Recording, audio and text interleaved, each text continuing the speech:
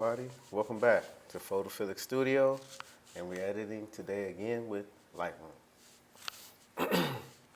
So let's get started. Well, today we got a model here, cheetah print, and we got her with a pinkish background, but it's actually red. That's kind of funny. But let's start it off. I'm gonna start with my process. I'm gonna go here, right down to camera calibration. I wish I could put this at the top. And so let's start with that. Okay, my calibration here, October shoot. Okay, boom. You see the adjustments that were slightly made there. That's a camera calibration, so to give us a better accurate color. Next, I always do the sharpness. So I'm gonna increase the sharpness, increase the radius of that sharpness, and I'm going to alter the masking. Okay. So that it won't just do the whole picture, I'm gonna reduce it to where I want it. So let's see, about 53. 53 is good. I mean, it's hardly noticeable. If you click right here, you can guide it on over, and you can see exactly what has been sharpened. So I usually leave it right there. Okay, add some loops, some noise reduction. Just add 10. Add some color reduction, color noise reduction. I always put that at 50. Unless I'm shooting like real dark, then I might turn it up to like 75 to 100, somewhere in there. So once I'm done with that, you just shrink that tab. Let's see. Oh, lens correction. Let me go here. Boom. Enable. And then remove chromatic aberrations. All right. And let's see what else. What's our next step? I'm gonna add some clarity, just to get just a tiny bit. All right. Let's see. Now here's where it gets tricky. You can add brightness. You can add some color. I'm gonna warm it up just a tad bit. Let me see. What's a good point of reference? Okay, I'm gonna go. So it's already at 7150, so I'm gonna go to 72, just to give it a little bit more. Okay, yeah, that's cool. We'll roll with that. It didn't do a whole lot, but it did something. So let's see. I'm gonna add some contrast because I want to get some definition in there. Boom. So you can see shadows and stuff. Okay. Now this is where it gets tricky. So in many cases we're kind of like, well, shoot, what's our next step? My next step after doing those basic adjustments, I do this. I go here, and I'm gonna put it on 4/5 or 8:10 format. Wait a minute. Okay.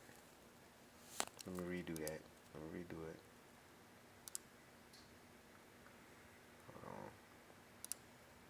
Okay. So in Lightroom,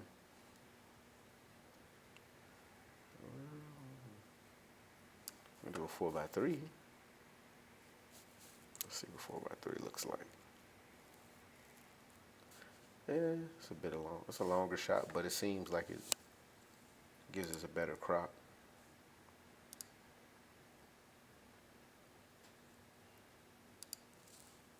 Which is TV standard. All right. So what I'm gonna do is I'm gonna go ahead and put it back at its original 2:3, so it naturally look like. Okay, I'm gonna leave it right there. Boom. Okay. Well, actually, okay. So I like that crop. So I'm gonna go back to that. Okay, I'm gonna go back to that. But first, I'm going to do something about this background because I really don't like this color. It seems a little bland to me. So what I'm gonna do is I'm gonna adjust the exposure of this. All right. So now some of you may know that I use the auto mask on one brush, and then I use no auto mask on the other. Here I'm going to use the one without the auto mask because I just want to get a nice coloring going. And then it doesn't matter where, like, if I mess up, because, you know, I'm just trying to blanket, you know, as fast as I can. Right. Just, you know, guide it around. I got a little bit of feathering going on, so, you know, it'd be soft on edges. Okay. All right. So, okay, let's shrink the brush on down. Do the auto mask part. And see, the good thing about the auto masking is, like, for these edges, you know, you just come back. Notice that there was a more of a delay here. So we're just gonna it's kind of like we're penciling in, you know, where she's not at.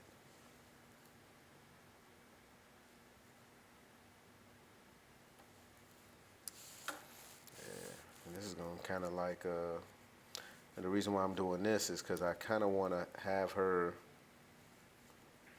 pop out a little bit more, you know, and separate her from the background. But it also kind of makes, the only thing is it makes the image darker. It gives it a darker feel, which is not necessarily what I'm going for, but since I want to make her, you know, give her more dimension, then I guess this is what I got to do. All right. And, you know, it's all subjective anyway because it's art.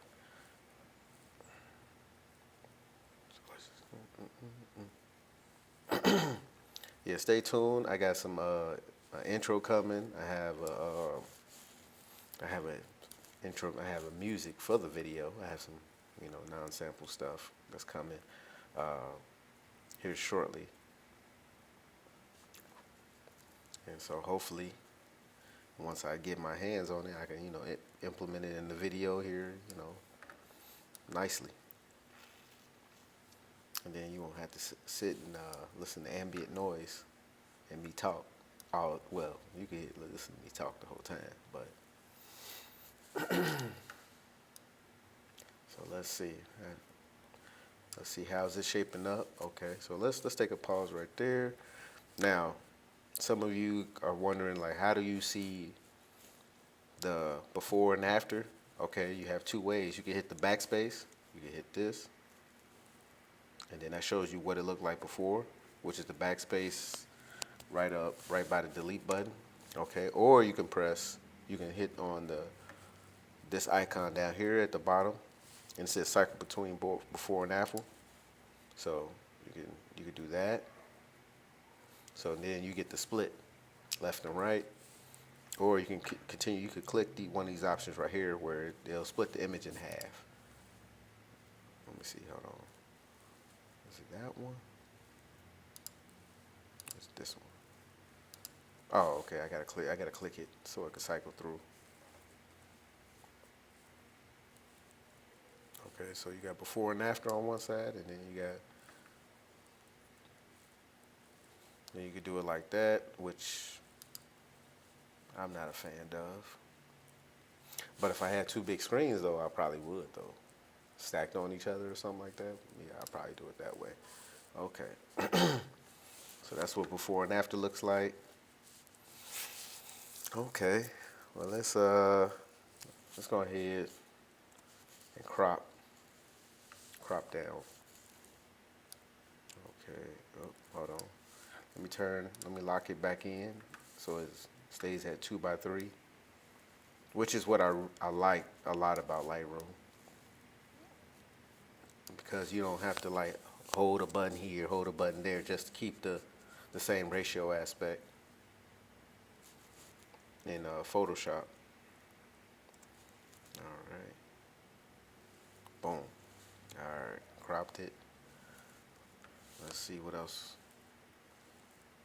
Let's see. Okay, let's go ahead and do some minor stuff. Do some iris enhancing. Let's see. We got boom. Hit K for an adjustment brush. Boom. Now here, they give you an option right here called Iris Enhance. And I usually adjust the exposure of it, but I mean, you know, that's just based on, you know, how I feel like, okay, does it need a whole lot or does it need a little bit, you know, depending on what I'm trying to do.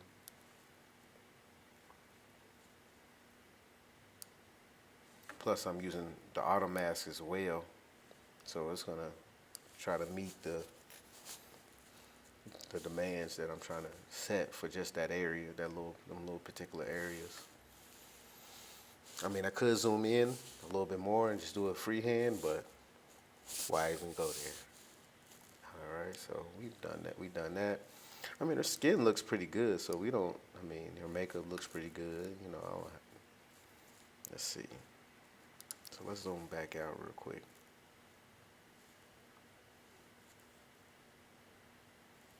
All right. Well, once it does it, okay. So I'm gonna hit that button, the backspace button.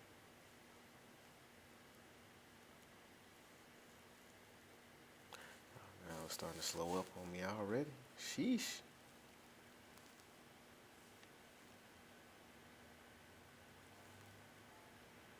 All right.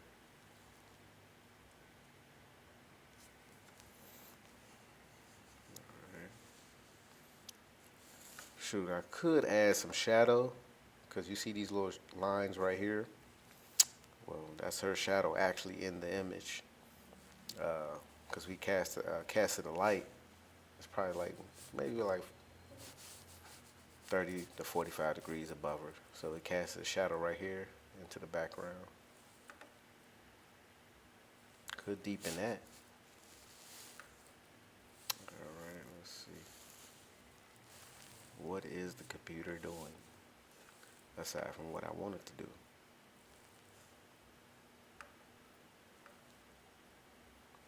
So let's see. All right.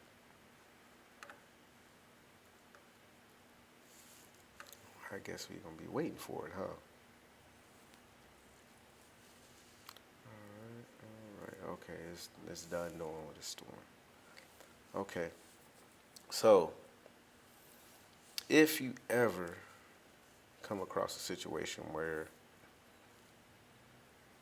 you think that it's not fully edged out, you know, you could zoom in piece by piece. Like for instance, here is what I'm seeing here. So I'm going to touch that up at the end, and then that'll probably be done off screen, just to keep the video moving forward. I'm gonna go ahead get some of these bumps, pimples, you know, and just smooth it out with the heel brush, or in this case, spot remover. So the spot remover is Q, hit Q. Let's see. Well, we're waiting on an icon to pop up for us. Yeah, you see a bump right here, right here.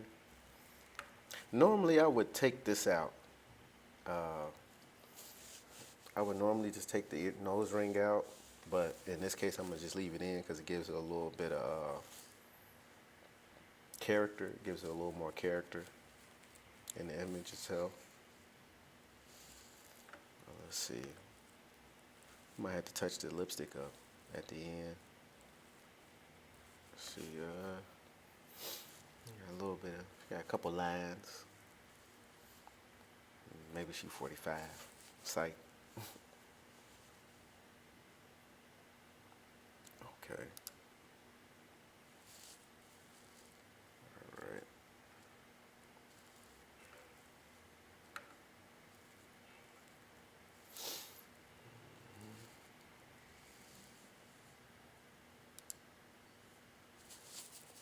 All right. Let's see.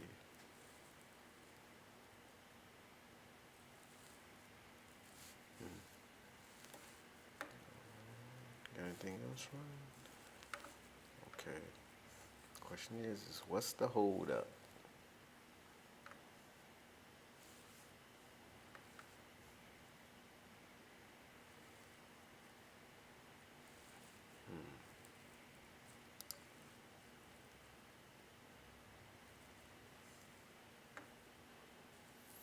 Yeah, it's slowing up for me. Slowing up a whole lot. Let's zoom back in. Okay, let's see if it's ready to work. Alright. Hit Q again. Waiting on the icon to show up and let me know it's ready.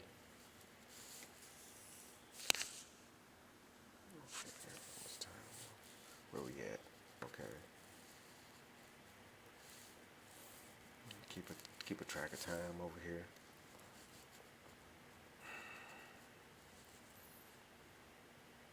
Now, one of the main things that I think that before you do your shoots, if you could remember to do this, is to try to like drop a small diagram or like write down, list out what she's wearing, what you want her to wear as far as like makeup, accessories, and stuff like that.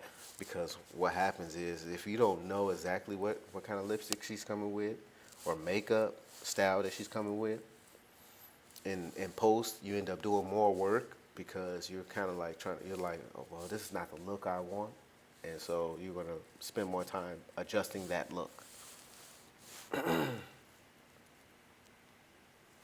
And so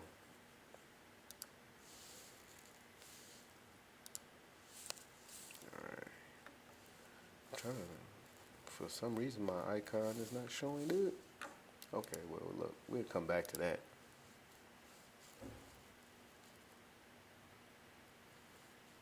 Okay, so we can go ahead and touch up those edges.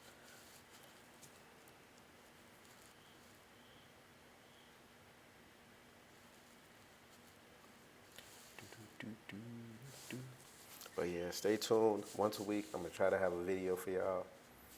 Just going through the editing process. I mean, y'all can submit me photos, comment, and I'll go through the process and edit in them, just so you can see, or I might talk you through your process so we can have that. We can go live too, and just talking about what I would think you could do, because you could do a whole bunch of stuff in Lightroom right now.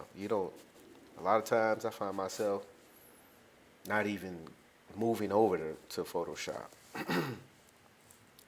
And it's kind of interesting because it's like at one point in time,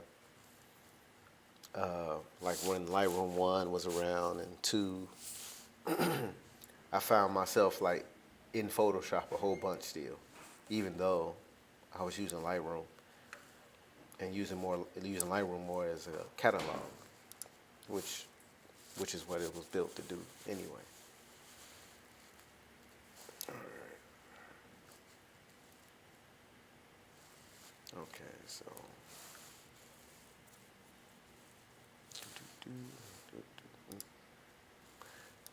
all right, so here's what I'm gonna do. Since it's not running properly right now, I'm gonna go ahead, stop the video. Stay tuned for the finished edits on my Instagram at thePHOTOphilic.